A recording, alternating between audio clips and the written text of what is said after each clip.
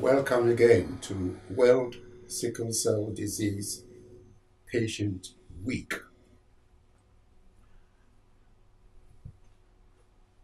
I intend to explain clearly what happens before somebody is born with sickle cell disease. And I do not indulge in theories that if you marry a person with such and such a condition, 1 in 4 will be sick or 1 in 2 will be sick. I don't go theoretical. I go practical. I take things which have happened. So, for example, if you took my father, who was perfectly well, had no problem at all with what was known in the tribe as cold season rheumatism, no problem at all. He married my mother. Similarly, had no problem at all. Then they had 11 children, and 3 of us had cold season rheumatism. How do I explain this to the lay person? You go into textbooks, and the textbooks will say, well, your father was a trait for an abnormal hemoglobin, whatever that means. And your mother also was a trait for abnormal hemoglobin, whatever that means. And 1 in 4 of their children would have sickle cell disease. Now, this doesn't mean anything to anybody, even to doctors. So I invented a way of doing this. I found out that my father had inherited an abnormal hemoglobin from one of his parents, which I called ache, A-C-H-E, ache, like aching of the body. And my mother also inherited an abnormal hemoglobin, again, ache. So she inherited a normal hemoglobin from one parent and an abnormal hemoglobin from the other parent. So I called her norm ache. And my father inherited an abnormal hemoglobin from one of the parents and a normal hemoglobin from the other parent. So I call him also no ache. When they are having children, and when they did have their 11 children, what happened was this. The millions of sperm of my father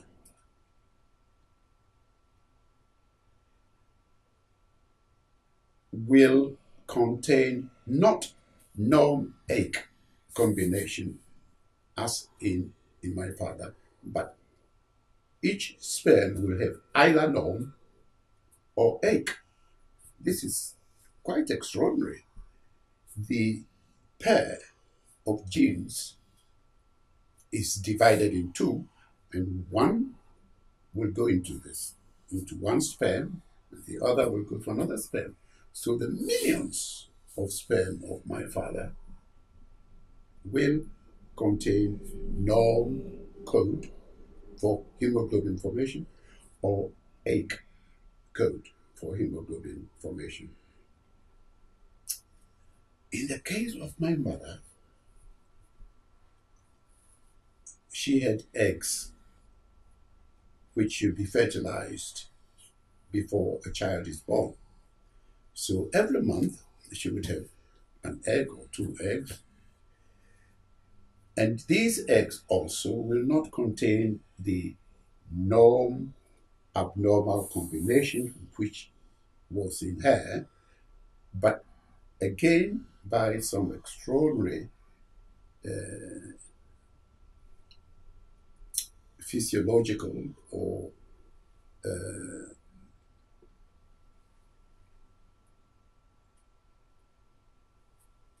natural behavior of fertility, her egg will contain norm, let's say in February, then when she had her periods again, in March, the egg before the periods would contain the abnormal, and so on.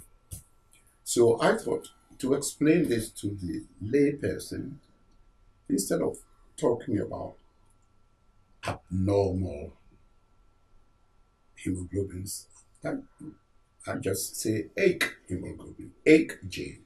So my father was norm ache, and my mother norm ache. So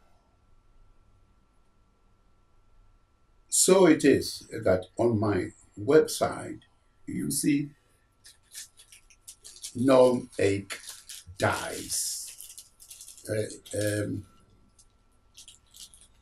on the page, on the home page of my website. That is my invention. Now, the interesting thing is this. I hear a lot of people say, oh, sickle cell disease is a black disease. Nothing of the sort. Nothing of the sort. Greece, you go to Greece in an area which had a lake which was called Kopais. 1 in 3 of the people, of the white people there, were also non-ache, just like in Ghana. In Ghana, 1 in 3 of us, 1 in 3 healthy people you meet in the street, 1 in 3 of those of you listening to me right now, if you are from West Africa or Greece, as far as hemoglobin formation is concerned, you are non-ache. No problem at all. And then when you meet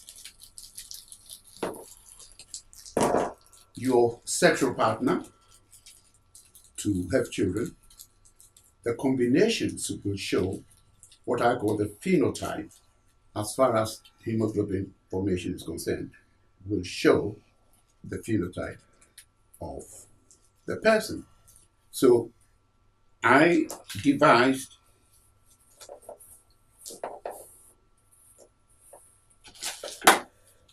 cubes. The whole world, not only Africa, the whole world, as far as hemoglobin formation is concerned, is divided into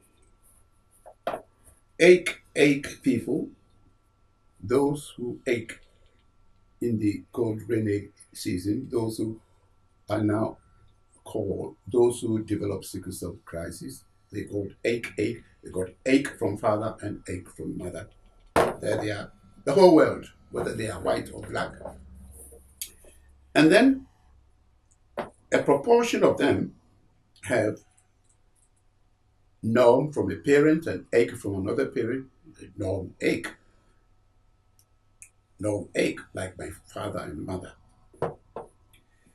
And then some will take the norm from father and norm from the mother. And there'll be norm. So these are the males and females. So what I have here as the cube for hemoglobin formation is not only for Africans, it's for the whole world. In fact, there was an Englishman who was working in Ghana and who fell in love with a Ghanaian lady, and they had children. And the children, two girls, developed sickle cell disease. They came to see me And the Englishman had norm ache, norm hemoglobin, and ache hemoglobin. The ache was an abnormal hemoglobin called D hemoglobin. And the mother, a fancy woman, very beautiful, she was also norm ache. The norm was normal hemoglobin, the ache was sickle cell hemoglobin. Now, how did I explain to them the situation with my own family, norm ache father and norm ache mother? How did I explain it to them? So the cubes which I invented were used to explain it to them. Right. This is female group, male group. Let's find out what the lady was. The lady was not ache because she didn't suffer from sickle cell crisis. I tested her blood because you would not know the difference between a normal person who is straight and a person who does not have any trait at all. No difference. They're athletes, they do everything. So one had to examine them, to examine the blood with something called, and please note, called hemoglobin electrophoresis. I shall spell it for you. Electro, Electro, electrophoresis, Phresis. Hemoglobin, you know how to spell hemoglobin already. Hemoglobin electrophoresis. If those listening to me right now do not know what the hemoglobin electrophoresis is, they would not know whether they were norm ache or norm. It's impossible to know. You may not even have hemoglobin electrophoresis done, but if you have hemikom or Tei in the tribe or sickle cell disease, then you know automatically that you are ache like this. Okay, now why all this? The family on the cover of my book, this book won a prize every time. Some of them came to our international sickle cell disease patient achievement conferences. Why? Because this is the only family in the whole world where the father was ache, suffered sickle cell crisis, and the mother was ache, suffered sickle cell crisis. They did not have just one child, or two children, or three children. They had 13 children. This is the only family in the world where somebody with sickle cell disease married a lady with sickle cell disease. So if he was ache, and she was ache, if my explanation so far has been clear, what will be the phenotype of the 13 children? Hands up. Come on. They will all be ache. All of them. Ache. This is the only family. But the instructive thing here is that the aches are not the same. Exactly as in the case of my father, his ache was a C ache. And my mother, her ache was an S ache. C also behaves like S because those who use microscopes, when you look on the cell of somebody whose red cell is only C. In other words, C from father and C from the mother. They are CC. You would see crystals in the red cell. This is why when somebody with norm-AIC S marries norm-AIC C, like my father and mother, the children who are born who are SC do not have a trait, they have a disease, because both the abnormal, both the hemoglobin genes are abnormal hemoglobins. The hematologists ages ago decided to call normal hemoglobin, which is not AIC at all, there's no AIC at all, they decided to call it hemoglobin A. But a lot of people confuse this with blood group. They say, oh, what is my blood group? I want to know whether I have sickle cell or not. Sickle cell is not blood group, it's hemoglobin type. So when somebody is norm-AIC sickle cell trait, the norm is hemoglobin A and the S is there. So AS is sickle cell trait, AC is hemoglobin C trait, AD, like the Englishman who married the Ghanaian, AD is hemoglobin D trait. But I call all of them AIC because if they join up with sickle hemoglobin S and they get AIC, they also have the symptoms, the pains of SS, sickle cell anemia. Is that clear? Good. Now, why am I saying all this? Answer. The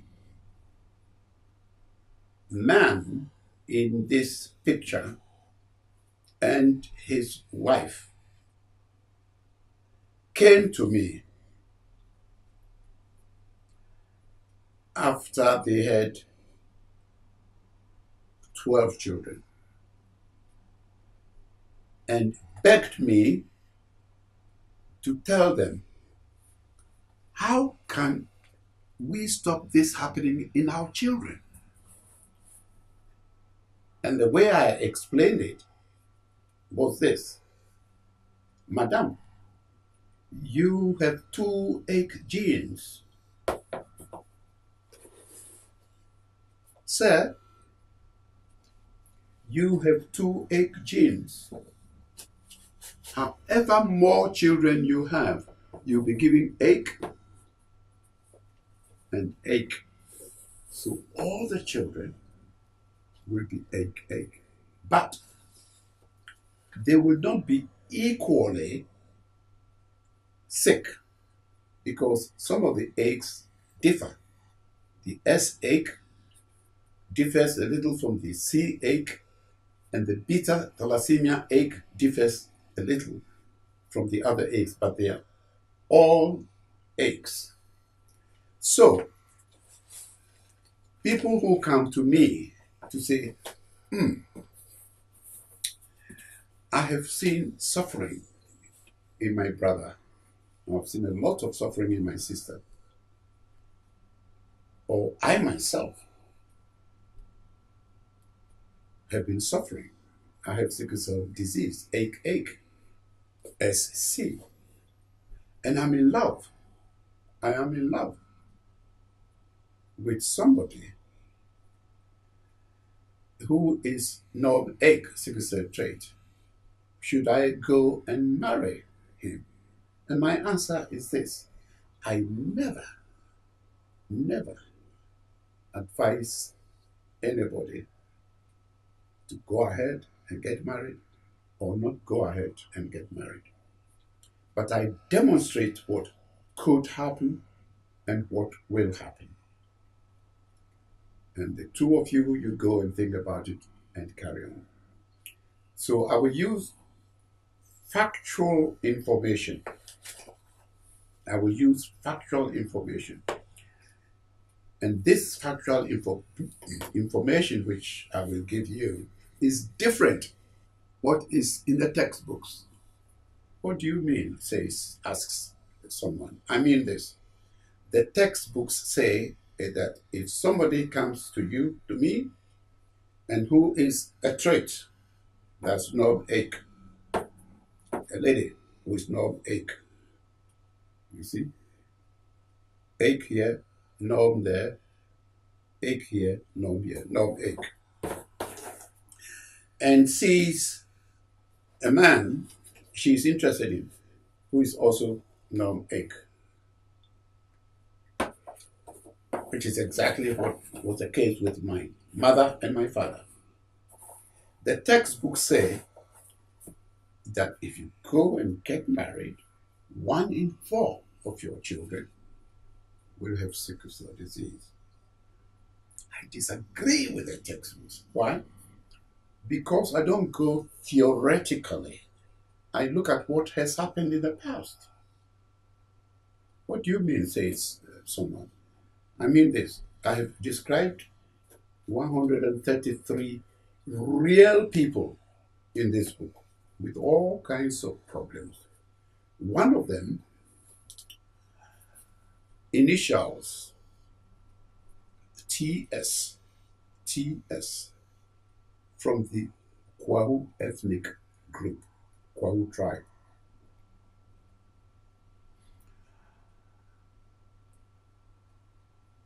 They got married. Sickle cell trait, knob ache. Sickle cell trait, knob ache.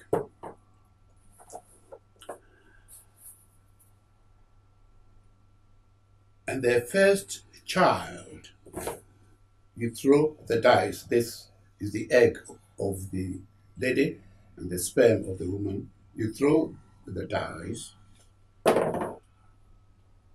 Now, what comes up here is knob ache, but they didn't get knob ache. You throw the dice again. And this is ache. Their first child was ache. So do you know what they said? They said, 1 in 4 will have sickle cell disease. We've got our first child is knob ache. Oh, so we'll go ahead and do the other 3 and we are clear. So they went ahead and had another child, and he was ache. He also had sickle cell anemia, SS. He said, oh, well, now it's 2 out of 4. Surely the third one will be all right. They went ahead, and the third was ache. And they went ahead again, and the 4th was ache. So the textbooks are wrong. What happened in practice is what I'm telling you. And you can find it on page, in my book. You can find it in the section of the illustrative cases. So when they came to me with 4 children, all boys, with sickle cell disease, SS, sickle cell anemia. So he said, what do we do, doctor? So I said, you've had 4 children. Why do you want to have more? And you know what they told me? They said, oh, doctor, we have 4 boys. We just want another, we just want a girl. This is why we want to have another child. So they went ahead and they had a girl. No, they went ahead, yes, in the book, they went ahead, they had another boy, 5. And without coming to tell me, they went ahead and they had a girl. But this is the case. These dice show you what could happen and what will happen. Now, what will happen was what I showed you about the Tema family, the D family of Tema, where egg married egg. That is not what could happen, it's what will happen. When egg marries egg, you know what will happen. All of them will have egg disease. But the point, which also is not in the textbooks, is this: of the children of one family that have egg, abnormal hemoglobins, abnormal hemoglobin genes are not the only things inherited by them. My two brothers and my sister who had sickle cell disease had other genes which were remarkable, not sickle at all. And I mentioned the case of my younger brother, immediate younger brother, who was egg.